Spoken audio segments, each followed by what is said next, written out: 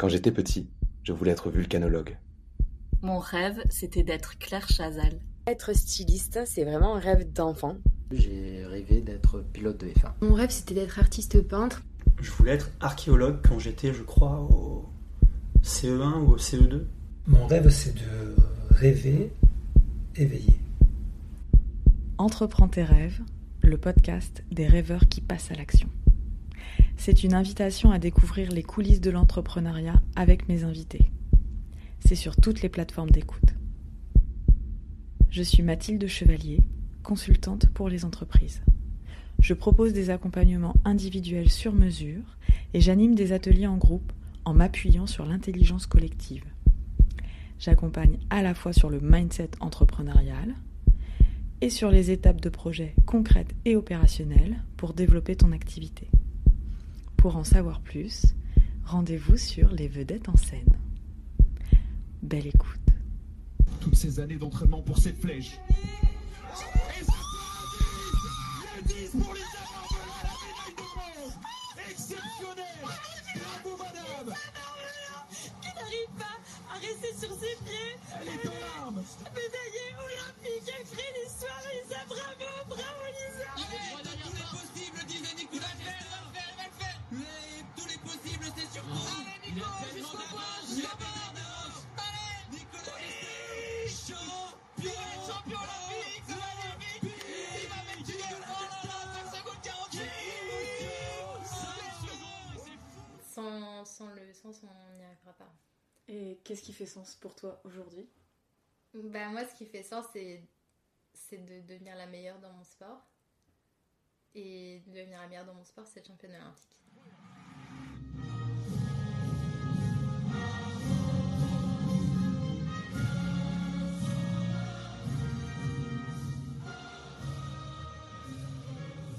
Ça me donne envie d'enchaîner sur un sujet qu'on voulait regarder ensemble, c'était ton organisation finalement. Ouais. Tu m'as évoqué à un moment donné de ton parcours une organisation qui était au millimètre près. Ouais. Est-ce que c'est encore le cas là avec Dauphine par rapport à ton emploi du temps ? Je suis de plus en plus souple. Quand même, j'arrive à me laisser un peu de liberté, mais oui, c'est vrai qu'en terminale, je pouvais me permettre de naviguer et récupérer mes cours en 1 heure le soir et ça me faisait bien et c'était facile. Même si j'ai quand même beaucoup été aidée par le lycée parce que je ratais tellement de cours que, par exemple, je n'allais pas en cours de sport. Ça, c'est une chance. Et à la place, j'avais un prof de maths particulier qui me faisait récupérer mes cours. Génial. Et là, le lycée, ils ont été top et ça m'a vraiment sauvée pour plein de choses, je pense. Mais, et aussi, j'ai eu la chance de quand même commencer à voir ce que c'était de devoir vraiment bosser toute seule tout le temps et avoir cette autonomie. Donc ça a été encore une année de transition. Et quand je suis arrivée à Dauphine, là, je me suis rendu compte de la charge de travail. Et là, je me suis dit, ok, 1 heure, ça va pas le faire du tout. T'as réestimé finalement l'investissement sur les cours. Ouais. Qui jusque-là était, on va dire, moins prioritaire, en tout cas, te prenait moins de temps que la voile. Et là, t'as un gap de niveau, tu vois. C'est ça que j'avais aussi, où je me questionnais en t'écoutant, c'est finalement, j'ai l'impression que Dauphine, c'est le premier gap où tu dois quand même sortir un peu de ta zone de facilité, j'allais dire. C'est clair. C'était un vrai challenge et moi, j'avais mon père qui était hyper inquiet parce qu'il me disait, mais Théa, t'as jamais travaillé tu sais pas travailler en fait. Tu sais pas travailler. Vraiment, c'était une vraie inquiétude de tu sais pas travailler. Ouais. Et moi, je lui disais, mais papa... je travaille pour la voile, je me donne à 100% dans la voile tous les jours, je saurais me donner à 100% dans les cours si ça m'intéresse. Ouais. Et du coup, je comprenais pas pourquoi en fait Tu comprenais pas son inquiétude? Ouais, vraiment, je comprenais pas son inquiétude. Et au final, j'avais raison. Voilà, papa. Qu'elle te dit? J'arrive à me donner à 100% dans les cours, mais parce que vraiment ça me passionne et je pense que si ça me passionnait pas, j'y arriverais pas. Donc j'ai eu cette chance de quand même faire le bon choix d'orientation directement, ce qui est pas donné à tout le monde. Ouais. Et c'est pas grave de louper une année, tu vois. Ouais. C'est important de le dire aussi, c'est que je veux pas faire une généralité, mais je pense que les parcours, les gens qui choisissent les grandes écoles, tu vois, ils ont quand même une stratégie, quoi. Là où quand tu vas à la fac, ce qui est mon cas, tu peux être en phase plus facilement d'exploration. Mhm. Et c'est pas grave Oui. d'explorer. En fait, 1 année, voire 2 années sur ton parcours, c'est rien dans une vie professionnelle, tu vois. Ça engage les parents parfois financièrement, mais selon les familles. Mais c'est bien d'expérimenter, tu vois. C'est bien d'explorer aussi. Mais pour le coup, toi, tu pars directement dans la voie qui te convient. Et cette organisation millimétrée, comment tu pourrais la décrire, nous la décortiquer en termes de conseils, tu vois, de ce qui marche moins. Du coup, je me rends compte de la charge de travail, que je vais devoir travailler toute seule. Donc, ce que je fais, c'est que je prends 1 semaine complète déjà, juste pour m'organiser. Donc, pendant une semaine, je ne travaille pas, je fais de la planification en fait. Et ça, c'est des outils que j'utilisais pour la voile en fait, et qui m'ont été vachement utiles pour les cours. Et inversement, je vais avoir des outils pour les cours qui vont m'être vachement utiles pour la voile, donc ça, c'est important. Tu pourrais en donner un exemple ? Bah, du coup, là, la planification, c'est je prends tous mes cours, je vois par matière combien j'ai de séances. Je prends un planning de 1 semestre, de septembre à janvier, et je compte mes semaines. Et je mets 1 séance, 2 séances par semaine, 1 séance toutes les 2 semaines, selon les matières, selon la charge de travail. Et là, déjà, ça pose les choses. Je me dis, parce que quand tu vois sur la feuille 15 séances de maths, 18 séances de micro, là, tu te dis, mais comment je vais faire ? Et là, en fait, c'est juste, ok, 1 semaine, j'ai 1 séance de ça, 1 séance de ça, et j'arrive à me projeter beaucoup plus que la charge de travail, sinon elle est énorme. Donc, je la répartis sur les semaines.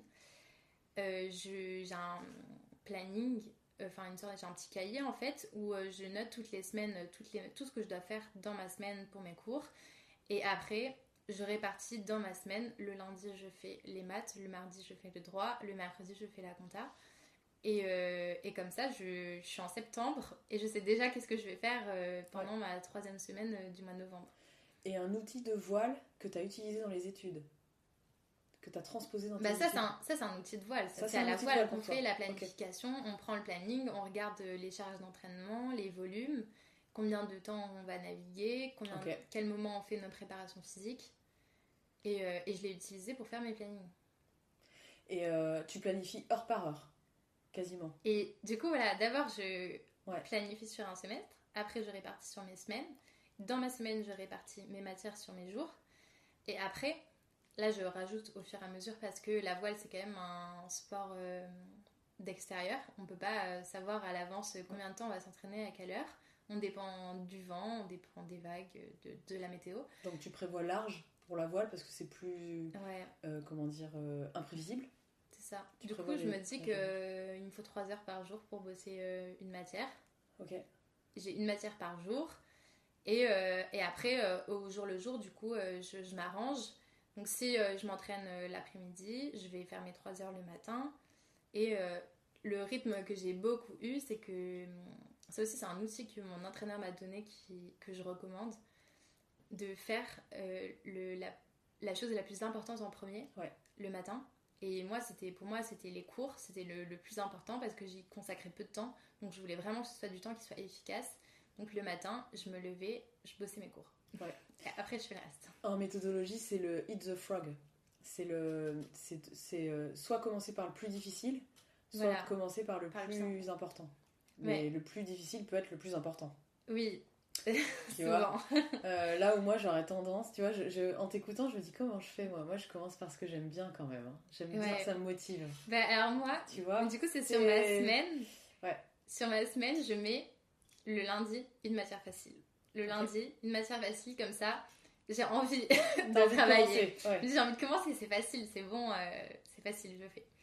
Et le lendemain, je mets la matière la plus difficile. Comme ça, le mardi, j'ai fait la matière la plus difficile. Et tu termines ta semaine entre guillemets tranquille. J'y vais progressivement, ou de jour en jour, c'est plus facile. Et ça me plaît bien. Je bosse mes 3 heures le matin, je vais faire ma muscu après, je mange, je vais à l'entraînement, on fait les débriefings vidéo le soir, sachant que les entraînements ça nous prend vraiment toute l'après-midi. Et en général, après le débriefing, je rentre, je fais ma récup et je vais me coucher. Et par contre, ça c'est un truc, c'est rythmé, c'est tous les jours. Je fais toutes ces choses tous les jours. Je me couche tous les jours à la même heure, je me lève tous les jours à la même heure. Et c'est un truc, enfin, je me réveillais tous les matins à 7h sans mettre de réveil et... T'es comment on appelle ça Une grand-mère. Non, j'ai pas ça sur ce terme-là. Non, c'est millimétré en fait, mais en fait, le sommeil, tu vois, t'entends parfois les... Moi, je me souviens quand j'ai passé les concours médecine, tu sais, il y a des gars, ils te disent j'ai bossé toute la nuit, j'ai pris le... C'était quoi le truc qu'ils prenaient là? Il y avait un médoc qu'ils prenaient pour être... Je sais plus. Bref, les dealers, vous nous direz en commentaire. Mais ouais, en tout cas, le sommeil, c'était pas prioritaire. Ouais. Là où ce que j'entends, tu vois, en tout cas dans les entrepreneurs et dans les gens qui ont une discipline comme ça, c'est que le sommeil, c'est primordial, quoi. Et c'est pas parce que tu vas gagner 3 heures de sommeil et dormir que 6 heures que tu vas t'endetter, en fait, au bout d'un moment. Ton corps, au bout d'un moment, va te le faire sentir. Et donc... peut-être pour synthétiser sur ton organisation, je dirais que c'est de la planification, de prévoir large sur les choses qui peuvent prendre plus ou moins de temps, comme la voile, l'entraînement de voile, puisque tu dépends de la météo, et un sommeil chronométré, quoi. Parce que... Et tu dirais qu'il y avait de la souplesse dans cette organisation-là. Est-ce que tu as réussi à la tenir sur le long terme? Bah non. Non, ça manquait clairement de souplesse.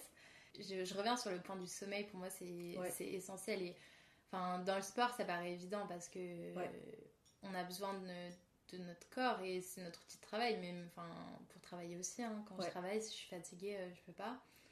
9 heures. Toutes les nuits, 9 heures. Ouais. En tout cas, trouver le nombre d'heures qui vous correspondent, mais c'est rarement en dessous de 8, quoi. Enfin, je connais très peu de gens, tu vois, qui te disent 5 heures et je suis frais, quoi. En tout cas sur le long terme.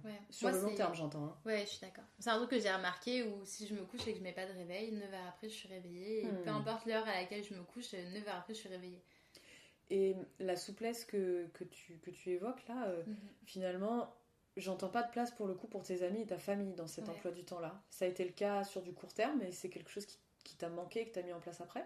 Ouais, bah du coup, oui, complètement. Pendant 1 an, je voyais pas ma famille. Je les voyais pas beaucoup avant, donc ça m'a pas trop dérangée. J'étais vraiment la tête dans le guidon et voilà. Mais j'avais un copain, ça faisait 1 an et oui, à part s'appeler le soir, je pouvais pas lui consacrer beaucoup de temps et tout ce que je faisais, il fallait que ça soit efficace. J'avais 3 heures pour travailler, il fallait que je fasse tout ce que j'avais à faire en 3 heures. Mon sommeil, il fallait qu'il soit efficace. Tu pouvais pas te permettre, te permettre de te déconcentrer entre guillemets de ton objectif. Sinon, je pouvais pas faire tout ce que j'avais à faire. Okay. Et ça, c'était un vrai truc. Et à un moment, j'ai fait ça du coup de septembre à janvier. Après, j'ai eu mes examens en janvier, premiers examens. Et là, c'est le stress parce que je suis allée en cours 3 semaines pendant l'année. J'ai jamais fait de contrôle, donc j'ai aucune idée de si je vais réussir ou si je vais rater. Je suis assez en paix avec le fait de si je rate, c'est pas grave, je redouble et je recommencerai l'année prochaine ou j'essaierai autre chose. Mais faut quand même y aller et j'ai envie de faire les choses bien. Sachant que c'est pas comme au lycée où je sais combien il faut que je travaille pour avoir 16. Là, j'ai aucune notion de si ce que j'ai fait c'est suffisant ou pas. Je me suis donné ce chiffre de 3 heures, mais c'est... T'es en test en fait. C'était complètement un test. Et là, vient la semaine de révision où je réalise et peut-être que 3 heures c'était pas suffisant. Donc je bosse comme une malade pendant toute ma semaine de révision, toute ma semaine d'examen. Là, pour le coup, mon rythme de sommeil, je l'ai complètement cassé parce que le stress de tellement de travail, je dormais pas. Je dormais, mais j'ai fait des trucs. Genre, j'avais mes examens l'après-midi et du coup, le soir, j'avais tellement mal à la tête que je pouvais pas travailler le soir. Du coup, je me couchais parfois à 18h et je me levais à 4h pour travailler le matin. Ça m'est déjà arrivé de faire ça, Et je faisais des siestes dès que je pouvais pour essayer de... Comme si je réactivais mon cerveau. Et je suis sortie de ça. Mais j'étais dans un état physique. J'ai jamais été aussi épuisée. Sachant que j'ai fini mes examens le vendredi. Et le vendredi matin. Et le vendredi après-midi, j'étais dans l'avion. Et le samedi matin, j'étais sur l'eau au Portugal en entraînement avec la championne du monde. Et il fallait qu'on s'entraîne, quoi. Ouais. Et là, le corps, il a dit stop. Là, c'était le truc de trop où pendant 2 semaines d'entraînement, tous les jours, c'était notre premier bloc d'entraînement où on était partenaire avec la championne du monde et il fallait pas se rater. Il fallait qu'on montre ce qu'on savait faire. Et moi, j'étais juste incapable de faire quoi que ce soit. J'étais épuisée, j'allais à l'entraînement, mais après le soir, je pouvais pas travailler. Je pouvais pas faire de muscu. Je m'en sortais pas. Après ça, j'ai pris une petite pause et tout. Je suis retournée à La Rochelle, j'ai pris du temps avec mon copain et là, je me suis dit. Tu peux pas tenir comme ça ça va sur être dur, ouais. Tu peux pas tenir sur le long terme sur un truc aussi. Un emploi du temps aussi cadré, quoi. Ouais. C'était trop. C'était trop. J'ai vu mon médecin qui, quand même, je suis suivie du coup régulièrement par le médecin de la Fédé et tout. Elle m'a dit non, mais Théa. Prends un dimanche, tu vois. Ouais. tu travailles, c'est bien, tu fais tous les jours, mais pas le dimanche. Et de s'autoriser un jour où j'en fais moins. Et du coup, petit à petit, cette méthode que j'avais au début, qui était hyper millimétrée et où je voulais tout faire, tout bien faire, elle a évolué et je pense que ça va toujours évoluer. Mais aujourd'hui, je m'organise quand même. J'ai toujours cette base, mais je m'organise différemment. Je suis beaucoup plus souple dans mes journées, dans mes horaires, dans tout ce que je fais. Et j'ai toujours la planification, c'est quand même super rassurant Bien sûr. de savoir ce qu'on a à faire dans la semaine. Mais déjà, je prends de la marge. Ouais. Donc, je me garde 2-3 semaines à la fin du semestre pour être sûre d'avoir du temps. Si j'ai pas eu le temps de finir, je sais que j'ai ces 2 semaines. T'as ce rabat. Ouais. À plus court terme, moi j'ai une collaboratrice qui m'avait dit qu'elle faisait sa semaine sur 4 jours. Du coup. Ouais. Enfin, moi je compte pas le mercredi parce que je suis maman, mais tu vois, elle organisait son temps sur le lundi, mardi, mercredi, jeudi. Ouais. Et sur le vendredi, si elle a du retard ou quelque chose qui lui paraît vraiment important, elle le bosse le vendredi, quoi. Et c'est l'impression que c'est ce que tu décris à plus long terme. Donc l'invitation, ce serait de planifier et de prévoir de la marge, quoi. Ouais. Pour de la souplesse, parce que il y a des jours parfois sans et avec, et t'es pas un robot, quoi. C'est ça. On peut avoir des éléments extérieurs de son programme où il y a peut-être une après-midi où t'as besoin de prendre plus de temps parce que la navigation ou le cours demande plus de temps ou moins de temps. C'est clair. Surtout que là, moi, l'élément extérieur, je l'ai tous les jours. Je vais m'entraîner. S'il y a eu du vent ou s'il n'y a pas eu de vent, je vais pas être dans le même état le soir. Et si j'ai fait une muscu ou si je suis allée courir, je vais pas être dans le même état. Et du coup, c'est m'adapter. Mes semaines, je vois au jour le jour. Je planifie pas mes matières tous les jours, forcément. Il y a des moments où je m'adapte. Je dis, bon, cette semaine, s'il y a du vent le mardi, je vais peut-être pas faire le truc dur le lendemain. Je vais faire en fait, différemment. T'as des blocs. Ouais. Et c'est tes blocs que tu peux déplacer en fonction de tes conditions météo, quoi. Si je devais le ça. synthétiser. Et ça c'est un outil que j'ai utilisé de la prépa physique, où j'adaptais ma prépa physique aux conditions de vent. Donc je faisais pas la muscu le jour où il y avait eu plus de vent parce que je suis cramée et ça va trop me fatiguer. Et je répartissais, j'avais mes séances à faire dans la semaine et je les répartissais différemment selon les semaines et selon les conditions de vent. Et du coup là, je répartis mes matières plus ou moins difficiles dans ma semaine selon mon état de fatigue. Et là, ce que je commence un peu à expérimenter, ça me plaît bien, c'est de dissocier en fait. Et je peux pas tout faire tous les jours. Et comme on disait, on peut maîtriser que 2 choses. Et là, dans ma journée, je travaille, je navigue, je fais des débriefings en salle, je vais faire du matériel, je vais faire de la muscu. Et en plus, il faut passer du temps avec la famille, avec les amis. Ça fait beaucoup de choses à gérer en une seule journée. Du coup... les moments où je suis en stage, où je vais passer 2 semaines à naviguer, je vais moins travailler. Je vais plus me concentrer sur la voile. Et inversement, quand je suis à Paris, là, je me concentre plus sur les cours. Tu priorises, Et je priorise et c'est pas grave si quand je suis à Paris pendant une semaine, je fais un peu moins de muscu et je fais plus de cours. Et inversement, c'est pas grave si pendant ma semaine d'entraînement, je navigue moins parce que je sais qu'après, j'ai cette souplesse de quand je vais retourner à Paris, j'ai plus de temps du coup pour travailler si j'ai bien fait le travail avant. Ouais, t'équilibres en fonction de presque de la géographie, quoi.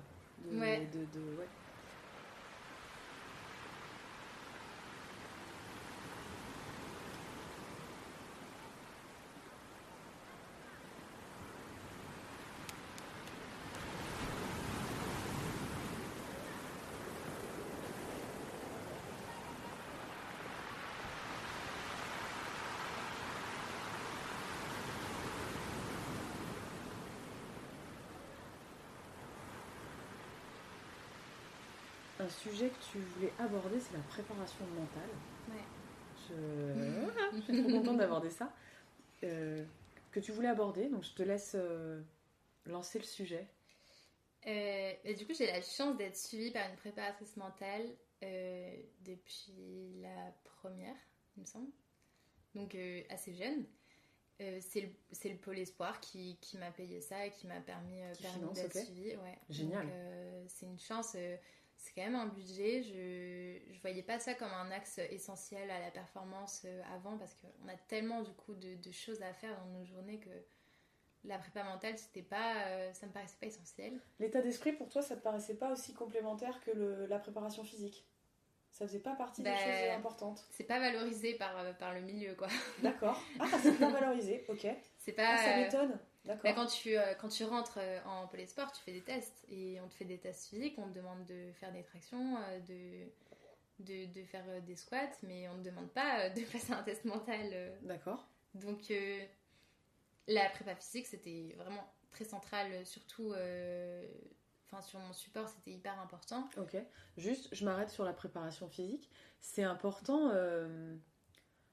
comment dire? Pour le coup, moi, ça me paraît pas indispensable d'avoir une préparation physique de ouf sur le bateau.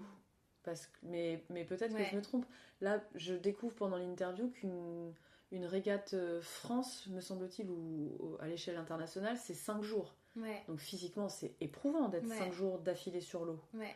Et donc, comment vous vous préparez physiquement avant d'enchaîner sur le mental?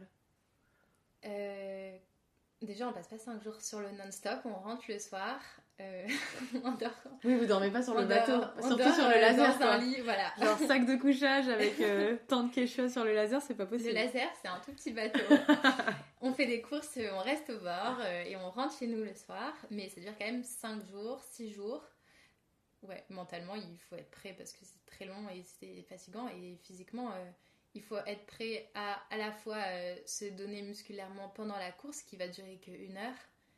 Et 1 heure sur l'eau, c'est quand même... si t'as des conditions de vent, tu vois... Mais on fait plusieurs courses par jour, du coup. En général, on y reste 4-5 heures dans la journée. T'as 4-5 courses, donc c'est 4-5 heures de sport, on va dire, effectif, quoi. Ouais. Ok. Et du coup, il faut mettre l'intensité sur la course. Et il y a des moments clés de la course où pendant 1 heure, on va pas être pendant 1 heure tout le temps à fond, mais le départ, il faut se donner à fond. Il y a des passages de bouée qui sont importants où il faut se donner à fond.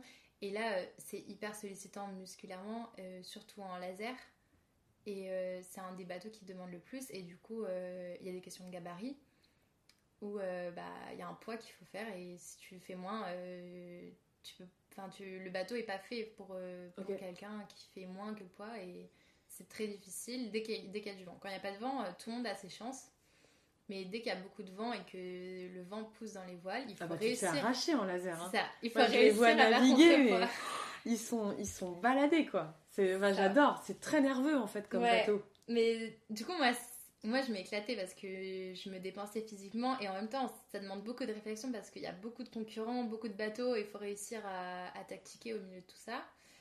Mais il y a eu un vrai taf physique et pour le coup, moi j'ai passé toujours plus de temps dans la salle du muscu que sur l'eau. Ok. Mes semaines quotidiennes, c'est... je suis à la muscu tous les jours presque. Tu fais de la muscu tous les jours, du coup, tu travailles tous les muscles du corps. Ouais. C'est quelque chose de plus spécifiquement les jambes et les abdos en laser. Ok. Mais on travaille tout, on est suivi par un préparateur physique, on a des séances à faire toutes les semaines, c'est vraiment... c'est presque aussi important que la navigation et c'est vrai qu'on le sait pas, mais j'y passe beaucoup de temps. Et question de gabarit où je vais prendre plus de 10 kilos pour arriver au gabarit. Donc, toi tu dois prendre plus de 10 kilos? J'ai dû, quand j'étais au lycée. Ok. Donc c'est un vrai taf, prendre 10 kilos. J'adore. C'est un vrai taf. 10 kilos de muscle. Non mais c'est vrai, 10 kilos de muscle, quoi. Ah ouais. Je sais pas si j'ai vraiment 10 kilos de muscle, mais... Ouais, c'est épuisant, c'est vraiment fatigant parce que ça demande de se dépenser beaucoup, de manger beaucoup. Tu manges alors que t'as pas forcément envie de manger tout le temps. Mince, ok. C'est assez difficile et une question qui me vient, c'est que tu dois prendre 10 kilos, mais en tant que femme, tu vois, c'est pas si facile que ça de dire il faut que je prenne 10 kilos, quoi, pour l'image de soi. Comment t'as vécu ça? Si t'es ok pour en parler? Ouais. moi, c'est un truc qui était important pour moi. Où je voulais bien prendre 10 kilos, mais pas plus. C'était pas 1 gramme de plus. Du coup, on me disait, Théa, faut que tu fasses 65 kilos minimum.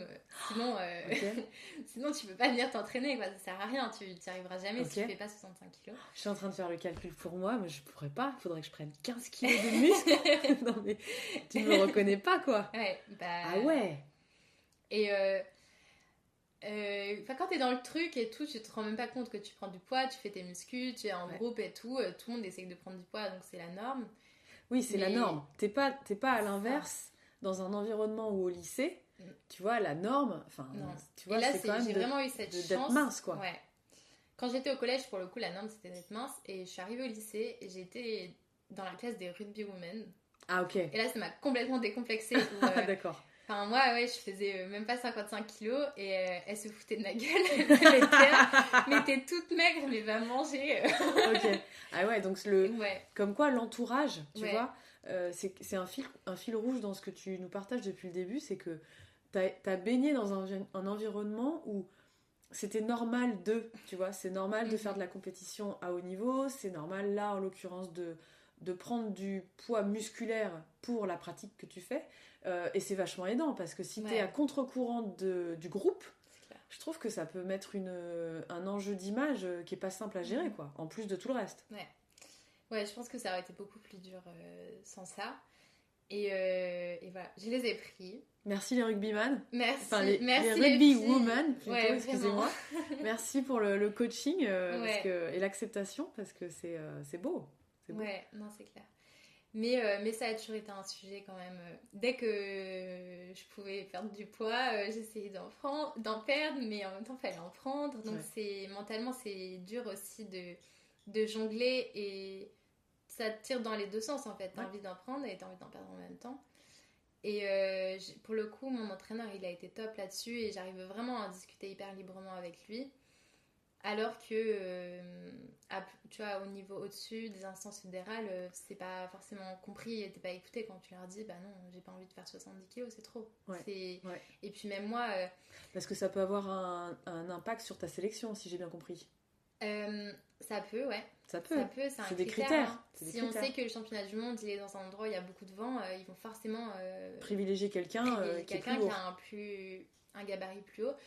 Et moi, je me suis un peu toujours battue pour dire ok, c'est bien de faire le poids, mais faut que je me sente bien dans mon corps. C'est clair, c'est l'essentiel, c'est la base. C'est ça. Et si je prends 3 kilos parce que 68 c'est le poids parfait, mais que je me sens pas athlétique, que je me sens pas bien, que je suis fatiguée, en fait, je serai moins performante. Et oui, on a des zones de poids comme ça où on se sent bien.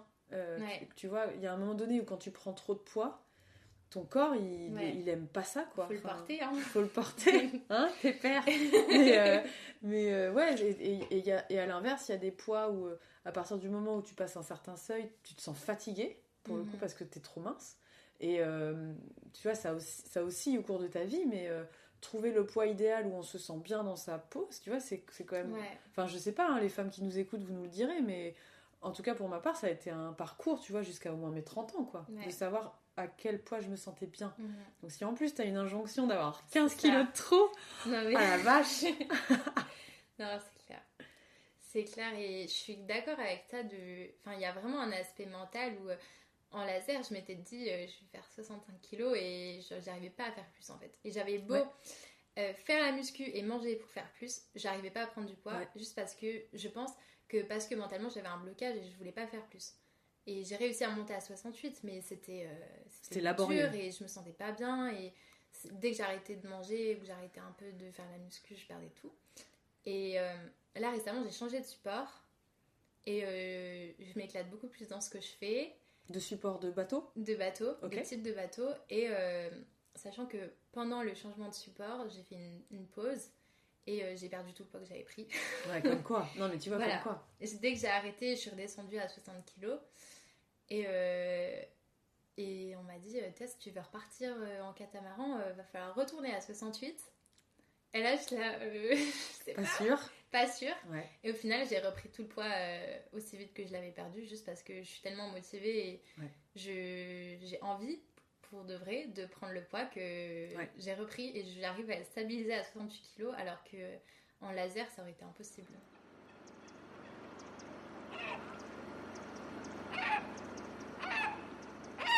Depuis là, ton entrée à Dauphine, tu vois, on n'en a pas reparlé, mais pour moi, la première fois que tu l'évoques, c'est une de tes partenaires qui est sélectionnée, à qui on propose les JO. Ouais. Mais où sont les JO là depuis tout à l'heure ? À partir de quel moment C'est vrai. Parce que, on le rappelle, tu prétends et tu te prépares pour les JO 2028. Ouais. À partir de quand cette idée vient dans ta tête et s'enclenche ? Ça s'enclenche quand en terminale je deviens partenaire de l'équipe de France. Okay. Je rentre en équipe de France jeune, je m'entraîne avec l'équipe de France et on est à 1 an des Jeux Olympiques, 2 ans. Elles sont deux ans des Jeux Olympiques, c'est le but, c'est le but de leur vie, elles font tout pour ça et moi je m'entraîne avec elles tous les jours. Donc, Et ça me paraît, tu vois, en étant extérieur, 2 ans ça me paraît super long, mais en fait 2 ans c'est très très court pour une préparation. Très court. C'est très très court. En plus, la préparation a été vraiment courte parce que les Jeux de Tokyo ont été reculés d'1 an. Et je me retrouve dans ce nouveau groupe en plus. Donc j'ai l'impression d'être à part entière du groupe parce que c'est nouveau. Et les filles, elles sont toutes super motivées et elles se prêtent à tout pour y aller, sachant qu'il n'y a qu'une seule place, encore une fois. Et c'est sur un groupe de combien, redis-nous ? On est 5. 5, ok. On est 5 et il n'y en aura qu'une à la fin. Et comme pour le pôle espoir, mais à beaucoup plus haut niveau, on est 5, on doit s'entraîner ensemble pendant 4 ans et à la fin, il n'y en aura qu'une. Et porter la finaliste à la fin, quoi. C'est ça. Et moi, je suis outsider, comme on peut dire. Je suis la jeune, j'ai 10 ans de moins que les autres. Je ne suis pas vraiment une concurrente pour elles, mais... En tout cas, elles ne te perçoivent pas comme ça. Ouais. Et là, je découvre vraiment ce que c'est les Jeux Olympiques. On s'entraîne avec des championnes olympiques. C'est un milieu et on n'est pas beaucoup à faire ça. Et avec la France, on a des partenariats avec d'autres pays. On s'entraîne beaucoup avec l'Angleterre, on s'entraîne avec la Pologne, on s'entraîne avec la Suisse. Les filles, elles ont toutes fait des top 10 mondiaux, des podiums, elles ont des titres. Ça fait des années qu'elles font ça et qu'elles sont là-dedans. Elles ont été aux Jeux Olympiques.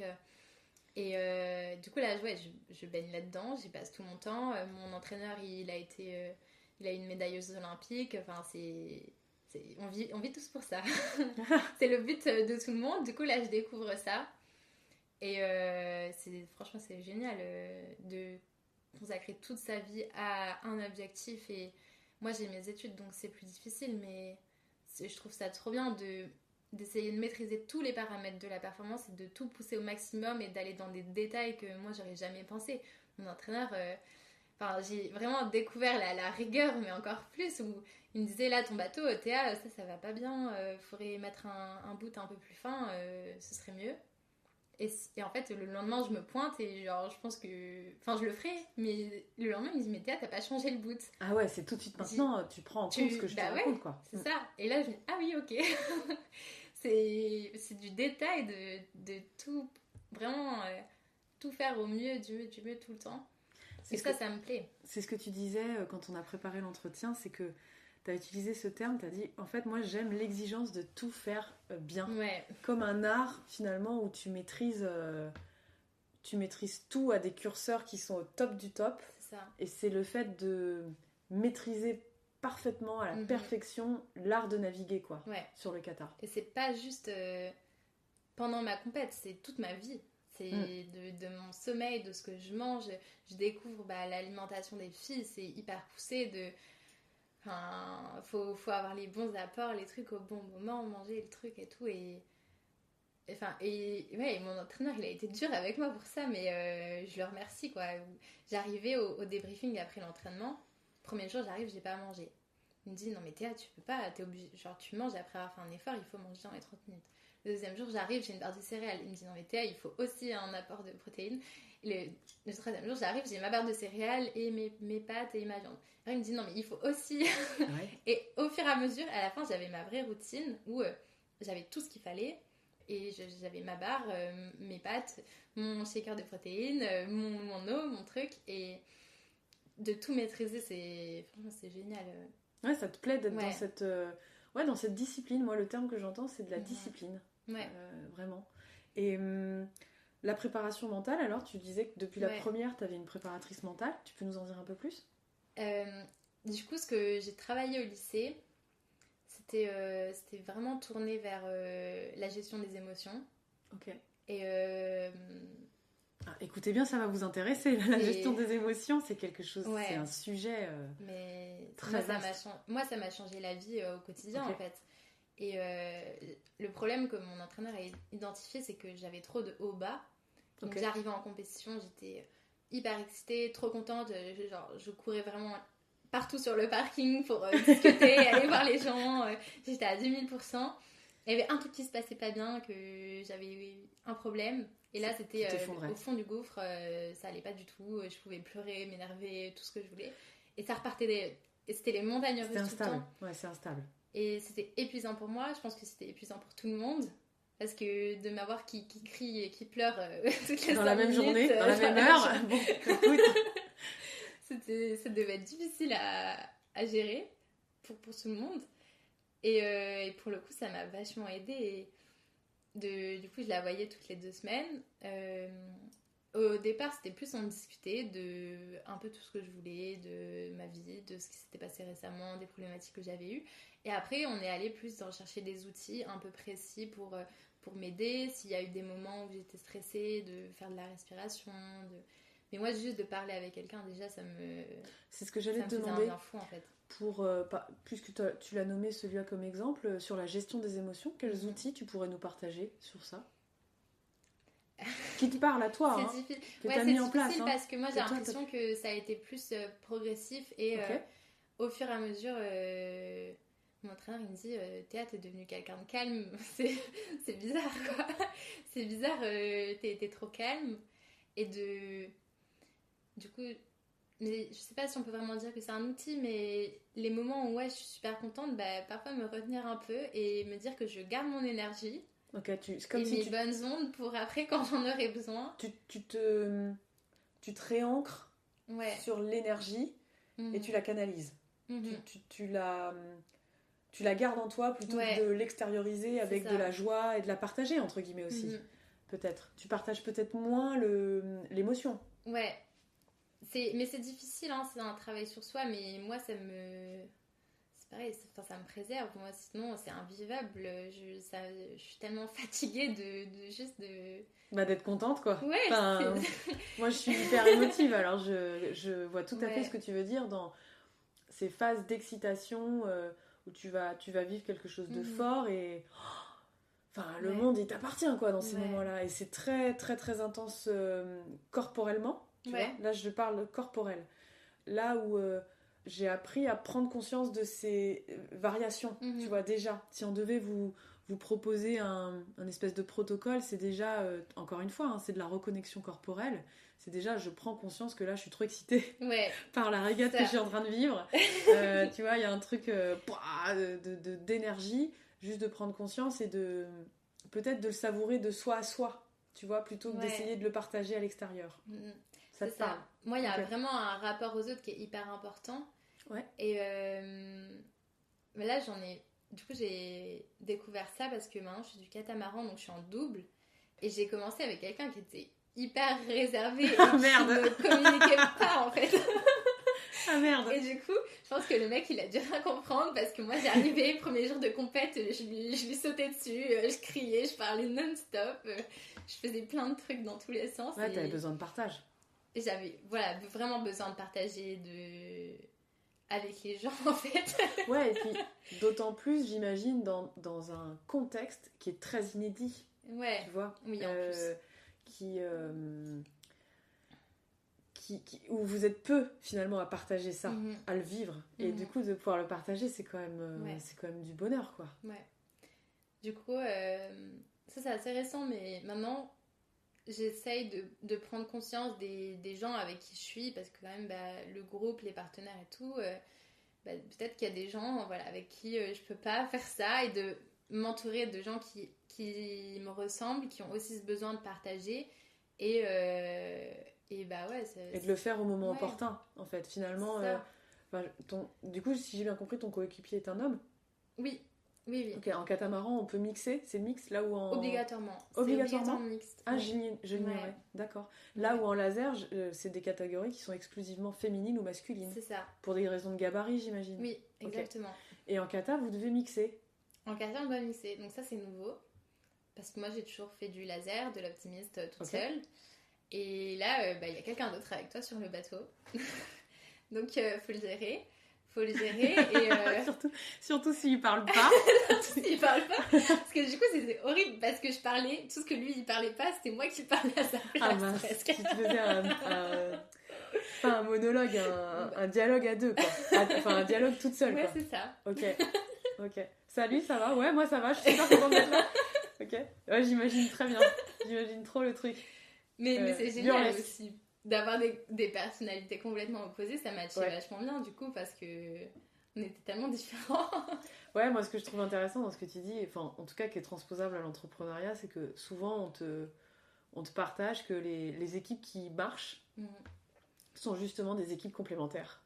Je le vois à mon échelle, j'aime bien, je m'entoure de gens qui souvent sont, tu vois, je pense à une collaboratrice qui se reconnaîtra, qui a des compétences là en ce moment que j'ai pas.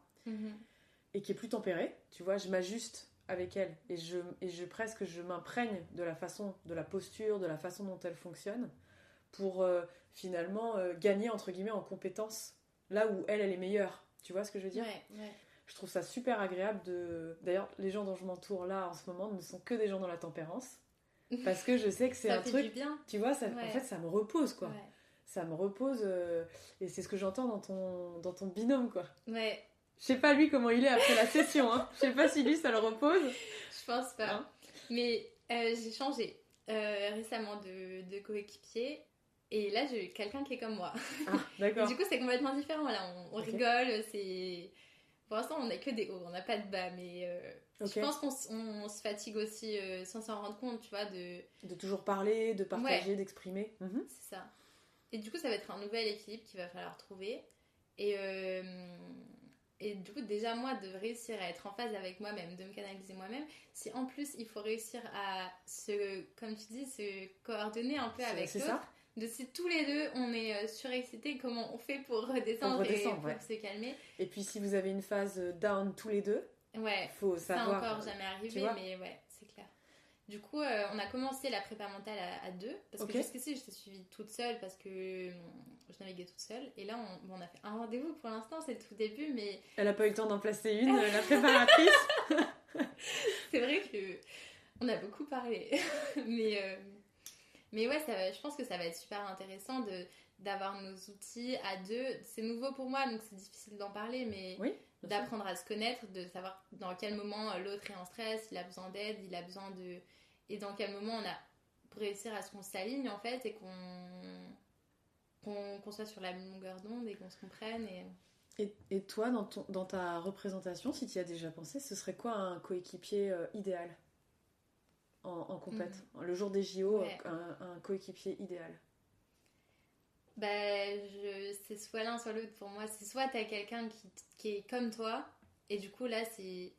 Ça match au regard quoi. Ouais. Presque. Et tu te comprends tellement que... T'as presque plus besoin de parler. Exactement. Dans cette synergie là. Soit c'est du coup comme avant quelqu'un d'opposé en fait, où la complémentarité va faire qu'on a toutes les compétences et... Je ne saurais pas répondre à la question. Ouais, mais j'arrive pas à le verbaliser, mais je la sens tout à fait en termes d'énergie. Tu vois, dans ça match, on n'a pas besoin de se parler parce qu'on fonctionne de la même manière, ou on se tempère l'un et l'autre. Et du coup, on est complémentaires sur l'ensemble des champs des compétences. Non, j'entends tout à fait. I'm the captain of my lifeboat. If you want a seat, you're gonna keep up with the speed, 'cause I'm the captain of my life now. If you mess with me, you better learn how to swim. Danitza, Captain. À écouter d'urgence. On arrive bientôt à la fin de l'émission. Est-ce qu'il y a un sujet que tu aimerais aborder ? On avait parlé des sponsors, mais on n'est pas obligé de... C'est toi qui décides si tu as envie qu'on parle de cette phase-là qui est proche de l'entrepreneuriat. Moi, Ça te je dit pense Allez. que ça va être intéressant. On enchaîne sur les sponsors.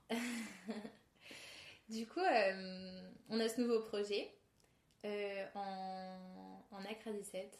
Donc, c'est le catamaran qui est aux Jeux Olympiques. Moi, le changement a été hyper... je sais pas comment dire, mais... m'a apporté vraiment beaucoup de choses, en fait. Parce que j'ai arrêté le laser il y a un an, maintenant. Il y a un an, et du jour au lendemain, c'était comme un burn-out, on peut dire. Ok. Où j'arrivais plus à tout gérer. Ou sinon, j'y arrivais, mais ça avait plus de sens, en fait, pour moi de faire tout ça. On était en plein milieu des sélections pour les Jeux, et j'avais tout fait, tout ce qu'on pouvait faire, tous mes entraînements, j'avais réussi à tout bien faire. Et juste à un moment, je me suis dit, mais pourquoi je fais tout ça, quoi ? Je suis en compétition tout le temps, je bouge tout le temps, je vois pas ma famille, je vois pas mes amis, je vois pas mon copain. Je m'arrête jamais pour, au final, pas prendre tant de plaisir que ça. En compète, tu veux dire ? Au quotidien ? Ouais, au quotidien. Je prenais du plaisir en compétition, mais c'était le seul moment, en fait, où je prenais du plaisir. Les entraînements se ressemblaient beaucoup. Il y avait plus cette ambiance de groupe que j'avais pu avoir avant, parce qu'on était tellement sous pression de la compétition, du truc, que on rigolait pas, en fait, à l'entraînement. Et ça, c'était vraiment un truc qui me manquait, où t'es toujours sérieux, quoi. C'était hyper professionnel, en fait. Les filles, je le comprends, c'est leur métier. C'est leur métier. Quand t'as 30 ans, tu fais tous les sacrifices de ta vie perso, de ta vie pro pour faire ça. Je comprends que ce soit important, mais du coup, moi, il me manquait quelque chose. Et du coup, ça perdait tout son sens. Et à un moment, j'ai dit, j'arrête, je peux plus faire ça. C'est trop de sacrifices pour pas grand-chose. Et sachant que ouais, les jeux, du coup, je trouvais ça beau, mais en même temps, j'en ai rencontré des gens qui ont fait les jeux et qui sont pas plus heureux que ça. Donc, il y a vraiment une grosse remise en question de beaucoup de choses. Et heureusement, j'ai été beaucoup accompagnée par ma préparatrice mentale, et même elle me le disait, quoi. J'étais pas heureuse, donc c'est pas le but. Ouais, c'est clair. C'est pas le but. Donc, j'ai vraiment tout coupé du jour au lendemain. Je peux plus, j'arrête. Et au final, je voulais juste me reconcentrer sur mes études, me reconcentrer sur moi, savoir ce que je voulais vraiment faire. Et en fait, j'ai fait une pause de genre 2 mois et je suis repartie. Mais ma petite pause m'a permis de remettre un peu du sens dans tout ça, et je me suis rendu compte que si ça me plaisait vraiment le haut niveau. Qu'est-ce que tu as fait pendant cette pause ? Je serais curieuse de savoir qu'est-ce que tu as fait. En fait, j'ai cherché un appart à Paris d'abord. Ça m'a pris du temps, trouver un appart à Paris, parce que vu que j'avais plus la voile, fallait que j'aille en cours toutes les semaines, et j'avais pas d'appart. Mon père, il m'a dit, si tu veux essayer d'autres bateaux, d'autres trucs, essayer d'autres choses, il y a un stage à la Grande Motte, viens essayer. De kata, du coup ? Pas de kata, non. Un autre bateau encore. J'ai fait un peu d'habitable, et une chose une autre, j'ai fait de l'habitable, j'ai rencontré quelqu'un, on m'a proposé d'essayer un projet, j'ai essayé plein de bateaux. C'était vraiment une période trop bien pour moi, parce que du coup j'ai fait que du laser pendant 5 ans, où j'ai donné toute ma vie que pour ça, et je faisais rien d'autre. Et là, juste de voir que ouais, la voile, ça peut être autre chose. La variété des supports. Ouais, de faire des gros bateaux. J'avais envie de tout essayer, des trucs les plus opposés possibles du laser. Donc je me suis vraiment éclatée, j'ai rencontré plein de gens, j'ai partagé, j'ai navigué pas mal avec des débutants, en fait. Et c'était trop bien juste de partager, et c'était vraiment... Débutant et puis amateur, entre guillemets, quoi. C'est-à-dire où il n'y a pas d'enjeu de professionnel et de compète, et de JO ou de... C'était juste des gens qui aimaient ça, qui voulaient passer leur week-end sur l'eau, et c'était génial. Et alors, je te vois pas venir avec les sponsors. Le lien avec les sponsors. Je suis loin. Elle est loin. Ouais. J'adore. J'essaie de me reconcentrer. Et du coup, cette période, ça a vraiment remis du sens dans tout ce que je faisais, et sinon, j'aime vraiment la voile, j'aime vraiment le haut niveau. Ça me manque, cette discipline. Donc je me suis dit que j'allais faire le truc le plus opposé du laser, et que j'allais faire de la course au large. J'ai fait le Tour de France à la voile cet été. Super expérience, mais j'ai vu que ça me plaisait pas, que c'était pas fait pour moi. Par hasard encore, on m'a proposé de faire du catamaran. j'étais un peu réticente à l'idée parce que c'est olympique et c'est très proche en fait des fonctionnements qu'il y avait en laser. Et j'avais peur de retomber dans la même chose, de pas prendre de plaisir, que ce soit trop professionnel. Et en fait, non, non, j'ai adoré. J'ai fait un week-end et j'ai dit, bon, en fait, c'est pas si mal. J'y suis retournée et j'ai hyper vite pris la décision de repartir là-dedans parce que le fait qu'il y ait du collectif, qu'on soit ensemble, et en même temps que ça ressemble beaucoup à ce que je faisais avant et toute l'exigence des Jeux Olympiques, il n'y a pas plus exigeant que ça. Donc j'ai adoré. C'est finalement très récent pour toi, ça date de cette année, où tu décides préparer les JO en catamaran avec ton binôme, avec ton coéquipier. Ok. Et j'ai du coup commencé avec le premier coéquipier. C'était un peu le challenge fou. En plus, moi, je suis repartie à... Tu repars de zéro, en fait, presque. J'ai dû tout réapprendre parce que j'avais jamais fait de double, j'avais jamais fait de catamaran. C'est un catamaran à feuilles. Donc ça vole, ça va vite. Ouais, j'ai vu les images, c'est canon. Hein. Allez voir, c'est magnifique. Hein. Je rêverais d'essayer ça, quoi. Franchement, tu dois voler. Tu voles. Ouais, vraiment, le bateau au vol, j'avais jamais fait ça. J'avais jamais fait équipière. Ouais. Donc là, il fallait tout réapprendre. Et on s'est posé avec mon coéquipier. On a vu le planning. On a dit, ok, on a 30 jours pour préparer le championnat du monde jeune. Comment on fait ? Et on s'est donné 30 jours d'entraînement. On avait plus de temps, mais 30 jours de navigation pour être champion du monde jeune. Bah, c'est un objectif comme un autre. Hein. Un énorme challenge, mais on était tellement contents. On finit 6e au championnat du monde. Okay. Donc on est quand même très contents de notre performance. On est un peu déçus parce qu'on aurait pu gagner. On n'est pas passé loin. Mais en fait, on en a retiré que du positif. Et vraiment, encore une fois, sur un contexte inconnu, avec une personne en plus, quoi, qui en plus ne parle pas. C'est celui qui parle pas. C'est celui qui parle pas. C'est celui qui parle pas. Bon, c'est quand même belle perf. Et je continue le fil sur le sponsor. Et du coup, vous gagnez vous êtes 6e sur cette compète. On fait 6e. Et il m'annonce un mois plus tard qu'en fait, il va arrêter, qu'il se sent pas de repartir pour les Jeux Olympiques, que c'est trop... Parce que du coup, on fonctionne par préparation de 4 ans. Et 4 ans, c'est trop et il se sent pas. Ce que je peux tout à fait entendre. Mais du coup, je me retrouve du jour au lendemain à être repartie et avoir mis toute mon énergie dans quelque chose où je suis sûre de moi. J'ai vraiment... toute mon expérience fait que je sais que c'est ce que je veux faire. Et là, je suis toute seule. Donc tu cherches un coéquipier. Et du coup, je cherche un coéquipier. Et pourquoi tu cherches des sponsors ? C'est quoi le lien ? Le lien, c'est que le catamaran, ça coûte très très cher. Ouais. C'est des gros budgets. Et j'avais les sponsors qui m'accompagnaient quand j'étais en laser parce que j'avais fait mes performances. Ça coûtait moins cher. Donc j'arrivais à un peu coller les morceaux et tout, réussir à tout payer. Mais là, par contre, le catamaran, c'est vraiment autre chose. Pour bien comprendre, là, finalement, tu faisais des performances aux régates et donc les sponsors venaient à toi et financent. Qu'est-ce qui finance, du coup, concrètement, les sponsors ? Alors... le bateau, la réparation du bateau, en laser, ton matos. Exactement, c'est le matériel qui coûte très cher et les déplacements. Et en laser, ça m'a un peu tombé dessus où j'ai tous les partenaires qui sont venus me voir et qui m'ont dit Théa, si tu veux un bateau, on t'en donne un tous les ans. Si tu veux des voiles, on t'en donne. Si tu veux des combinaisons. Et en fait, j'avais acheté aucun matériel, j'avais juste à payer mes déplacements. Et ça, j'arrivais à le financer avec toutes les aides que je trouvais de la région, du département et les aides qui existent pour les sportifs. Mais là, par contre, en Accra, là, c'est vraiment un autre budget. Et en plus, on n'a plus de partenaires parce que c'est un nouveau bateau. Donc... C'est un nouveau bateau, donc il y a une prise de risque pour un sponsor potentiel, c'est ça que tu veux dire ? Bah, ce qui veut dire que c'est pas les mêmes partenaires, donc ceux que j'avais avant, je peux pas les garder. Et en plus, oui, on a quand même fait une première performance, mais c'était pas avec le même coéquipier. Ouais, bien sûr. J'ai trouvé un nouveau coéquipier, on est vraiment sur la même longueur d'onde, on a vraiment envie, mais du coup, là, c'est tout nouveau et il faut tout monter de A à Z. Et là, pour le coup, c'est pas comme en laser, c'était tellement progressif. J'étais dans le milieu depuis des années, donc ça s'est fait naturellement et les partenaires sont venus à moi. Et là, c'est tout nouveau et c'est frustrant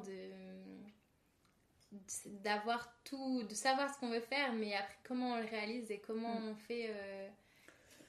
Tu pourrais nous dire, ça peut intéresser les entrepreneurs qui nous écoutent, ce serait quoi ta méthode là pour chercher des sponsors? Comment tu fais? Et est-ce que, première question, et la deuxième question, est-ce qu'au sein de Dauphine, vu qu'il y a d'autres profils, tels que des artistes qui cherchent aussi des fonds publics et fonds privés ou d'autres talents, est-ce que vous êtes accompagné là-dessus ou en tout cas est-ce que vous avez des échanges de bonnes pratiques? Les deux questions. Alors, comment on a procédé pour trouver des partenaires? On est encore au début, donc on a vraiment pris le temps, 1 mois, 2 mois pour... La stratégie. Ouais, pour vraiment se dire qu'est-ce que c'est notre projet, qu'est-ce qu'on veut faire, faire un budget, avoir une idée de combien est-ce qu'on a besoin d'argent. Puis même nous, être sûr qu'on est sur la même longueur d'onde, est-ce que lui, il veut bien faire la même chose que moi et qu'est-ce que c'est notre projet en fait. Sur 4 ans là. Qu'est-ce que c'est notre projet, c'est ça. Du coup, ça a quand même pris beaucoup de temps. Et après, une fois qu'on s'est vraiment mis d'accord et qu'on était sûr d'avoir la même vision des choses, on a commencé à faire un dossier de sponsoring. Donc c'est la méthode classique, mais après moi encore j'ai eu la chance de ne pas avoir à vraiment passer par là jusqu'ici. Et du coup on a préparé tout un dossier pour présenter notre projet de manière assez synthétique et on aimerait maintenant l'envoyer à des entreprises. On a commencé à l'envoyer à des partenaires. On commence à être aidé par des partenaires, mais on va avoir besoin de plus d'argent parce que il y a une partie où il faut mettre le bateau parfois dans un conteneur pour l'emmener dans un championnat. Ça coûte très cher. C'est pas tant le bateau en soi, c'est les déplacements, j'ai l'impression qu'ils prennent... Les déplacements. Et en plus, là, en Accra 17, c'est vraiment le bateau le plus technologique qui est aux Jeux Olympiques. Et il y a toute une partie de développement de bateau où on peut pas juste acheter le bateau et naviguer avec. Il faut l'adapter un peu à nous, à comment on navigue, à comment... qu'est-ce que c'est nos poids, nos répartitions, pour qu'ils puissent vraiment fonctionner. Et ça... Et c'est quoi les ajustements? Concrètement, tu fais 65 kilos, ton coéquipier il en fait 70, on va dire, non plus, un peu plus, bon 10 de différence. Comment on réajuste le bateau? Comment on développe le bateau par rapport à cette répartition du poids? Du coup, alors, je débute encore, hein. C'est nouveau pour moi. C'est trop technique, excuse-moi, mais... C'est un peu...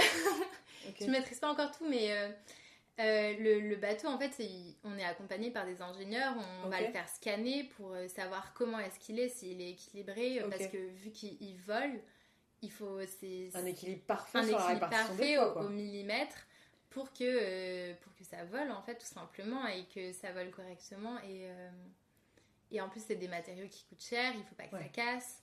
Donc, faut à la fois tester, mais il faut optimiser le test, quoi. Faut tout optimiser. Tu peux pas te permettre de faire un test dans le vent, enfin entre guillemets, je voulais pas dire ça, le jeu de mots que je voulais pas faire, de faire un test qui pour rien, quoi, en gros. Tu peux pas te permettre de perdre un test. Puis on n'a pas les compétences, en fait, nous tout seuls, de développer le bateau. On est obligé d'être accompagné par des gens, alors qu'en laser c'était un bateau beaucoup plus simple où tout le monde savait comment fonctionnait un laser et tout le monde savait comment l'optimiser. C'est là, ça, comment l'optimiser. Là, c'est vraiment nouveau et chacun l'optimise à sa manière et c'est beaucoup plus complexe. Ok, vous êtes à peu près, t'as une équipe de combien de personnes pour travailler avec vous sur l'optimisation du bateau, qu'on puisse se rendre compte? Du coup, pour l'instant, on est un peu tout seul dans notre projet parce que la fédération est en attente de résultats, vu qu'on vient de commencer ensemble, on n'a pas encore fait de compétition. On va faire nos premières compétitions au mois de mars. Et c'est un peu ça qui va décider de comment est-ce que on va pouvoir continuer.